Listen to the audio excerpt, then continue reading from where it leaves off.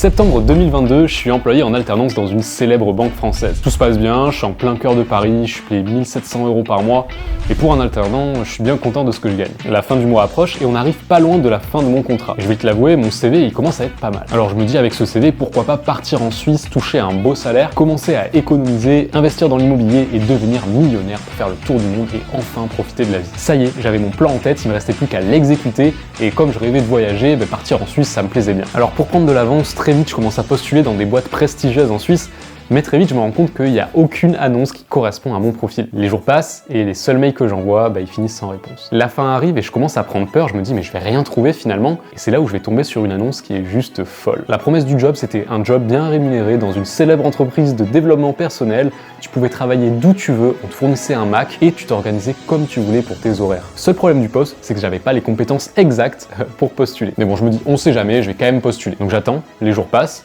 et je reçois le mail suivant. Samuel, ton profil nous intéresse, est-ce que ça te dirait qu'on en discute? Alors forcément là je suis super heureux, j'ai potentiellement le job de mes rêves qui m'ouvre ses portes. Et toi à ce moment de la vidéo, t'es en train de te dire mais attends, il est en train de postuler dans un CDI alors qu'il nous a dit qu'il s'est lancé en tant que digital nomade. Mais t'inquiète pas, je vais y venir parce que la suite elle s'est pas passée comme prévu. Donc après avoir reçu ce message, il va falloir que je me forme à fond parce que j'ai pas les compétences à la base. Le métier pour lequel j'ai postulé c'était copywriter. Du coup j'ai ouvert des livres, j'ai regardé des vidéos sur YouTube, je me suis vraiment formé à fond sur le sujet. Je voulais jouer un petit peu sur le fait que j'avais fait une école de publicité, que j'avais été chargé de communication et j'écrivais un petit peu. Du coup, le but c'était un peu de faire jouer mes expériences passées, même si en réalité ça avait rien à voir avec le job auquel je postulais. Pour m'entraîner, je commence à écrire des textes et vient l'heure du premier appel.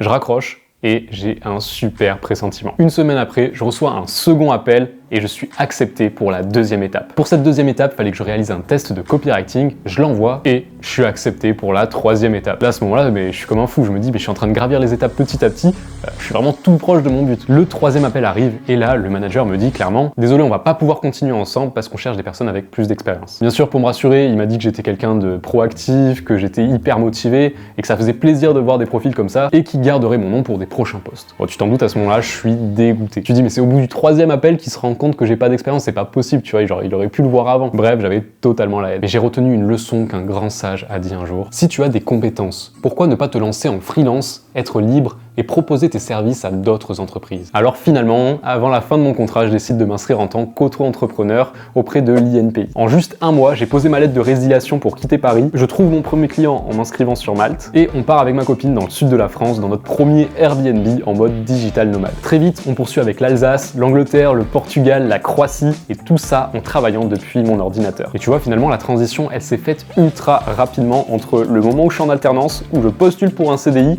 et où d'un coup je me dis, est-ce que je me lancerai pas en freelance? Et encore aujourd'hui, je me dis, c'est juste fou, j'ai déjà réalisé mon rêve de pouvoir faire le tour du monde et de voyager sans pour autant avoir besoin de gagner des millions. Et ça, c'est une croyance qu'on est beaucoup à avoir. On pense qu'il faut gagner énormément d'argent pour voyager, alors que finalement, ça coûte aussi cher que d'avoir une vie normale à Paris. Alors certes, tu vas parfois payer plus cher le logement, mais c'est compensé par le salaire que tu vas gagner en tant que freelance. Et là, ce qui est intéressant, c'est de savoir comment j'ai trouvé exactement mes premiers clients. Parce que tu dois te demander, mais à quel moment c'est bon, il s'est dit, ok, je peux en vivre. Salut, si tu ne me connais pas, moi c'est Sam de Devenir Nomade. Et c'est vrai que ça fait une longue introduction pour une vidéo, mais c'était pour te montrer à quel point j'ai pris cette décision sur un coup de tête. Alors, à quel moment j'ai pu être rentable exactement? Eh bien écoute, après à peine un mois en m'étant lancé, j'avais trouvé mon premier client à 1500 € par mois. Ces 1500 €, ils sont bruts, mais finalement, ça me faisait gagner presque un SMIC. Cette mission, c'est vrai qu'elle était pas folle, mais ça me prenait que 2 jours par semaine. Et ça voulait dire qu'il suffisait que je trouve 2 autres clients pareils pour commencer à bien gagner ma vie. Seulement quelques semaines après, donc je crois que là on commençait à être en novembre, je réussis cet exploit avec un seul autre client.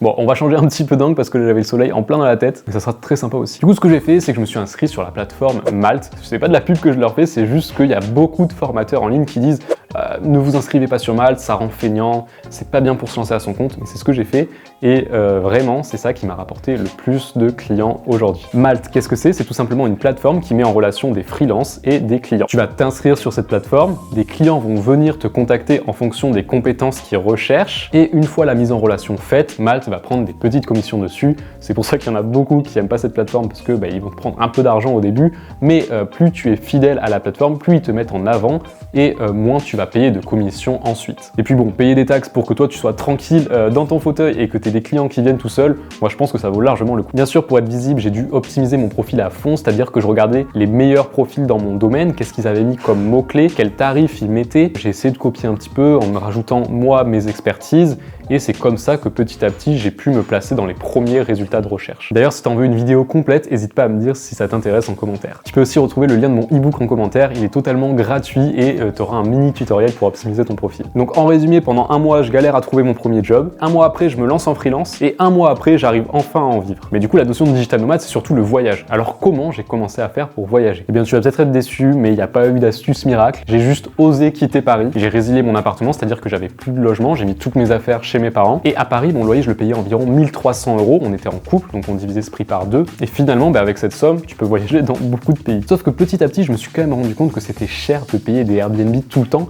parce que t'as beau avoir une petite réduction au mois, ça reste quand même assez élevé. Parfois, en plus, t'es paumé et tu vas payer le même loyer qu'à Paris. Alors, j'ai commencé à chercher des astuces un peu partout sur Internet et c'est là où je suis tombé sur le pet sitting. Depuis, je fais que en parler sur mes réseaux sociaux parce que c'est juste fou. Tu vas garder des animaux de compagnie chez des personnes et eux, ils vont partir en vacances. Du coup, tu as aussi le logement et toute la journée, tu auras ton temps pour travailler. Tu pourras en plus t'occuper d'animaux, donc tu te sens jamais seul et tu n'auras rien à payer, pas de loyer. Donc, c'est vraiment la meilleure astuce. Moi, tu vois, je suis allé en plein centre de Londres comme ça et je peux te dire que si j'avais pas fait ça, Londres, ça coûte très cher. D'ailleurs, j'en ai fait une vidéo que tu peux retrouver en barre d'infos où dedans je te donne toutes mes astuces pour en faire. En résumé, j'avais de quoi gagner de l'argent, de quoi économiser sur le logement. C'est bon, j'étais enfin un digital nomade rentable. Mais tu t'en doutes, il y a aussi eu des galères et je vais te donner les 3 plus grosses galères que j'ai eues depuis le début pour que si un jour tu veux te lancer, tu puisses les éviter. La première galère, c'était le revenu. Pendant 3 mois, ça se passait super bien et après, j'ai passé 3 mois à 0 € de revenu. Imagine, t'es à l'autre bout du monde, tu dois quand même payer ta nourriture sur place, t'as pas de billet de retour et en plus de ça, tu commences à plus avoir de revenus. Je t'avoue que tu commences à stresser un peu. Et là, l'erreur que j'ai faite, c'était de ne pas prospecter. Alors oui, Malte, c'est vraiment super, t'attends que les clients viennent. Par contre, il y a des moments où les clients, ils viennent plus. Parce que c'est un algorithme qui fonctionne et parfois, t'es dans les premiers et parfois, tu n'es plus du tout visible sur la plateforme. Moi, à côté de ça, je publiais quand même un peu sur les réseaux sociaux, donc je commençais à me créer une notoriété, mais pas assez pour avoir des clients. Ce que j'aurais dû faire là-dedans, c'était de prospecter, c'est-à-dire de chaque semaine me fixer au moins 1 ou 2 jours où j'envoie des messages à des personnes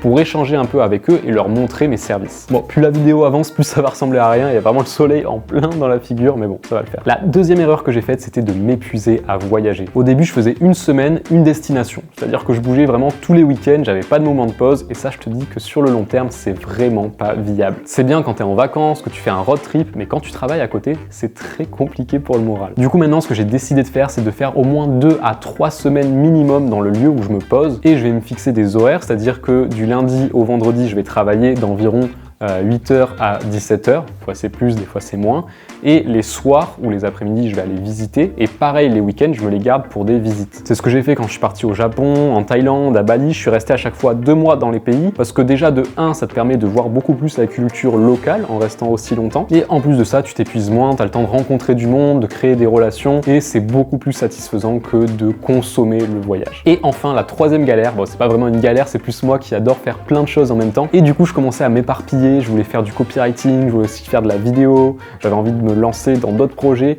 et ça commençait à devenir très difficile de me focus. Alors ce que j'ai fait, c'est que j'ai dû tout retravailler mon business pour que ça me corresponde vraiment. Au lieu d'être juste copywriter, je me suis spécialisé dans la réalisation de vidéos, c'est-à-dire que je faisais du copywriting en écrivant des scripts publicitaires. Et je suis donc passé du copywriting où j'étais juste à écrire des mails, des pages de vente où ça me plaisait vraiment pas du tout, à un copywriting où j'écrivais des vidéos, je travaillais avec un réalisateur.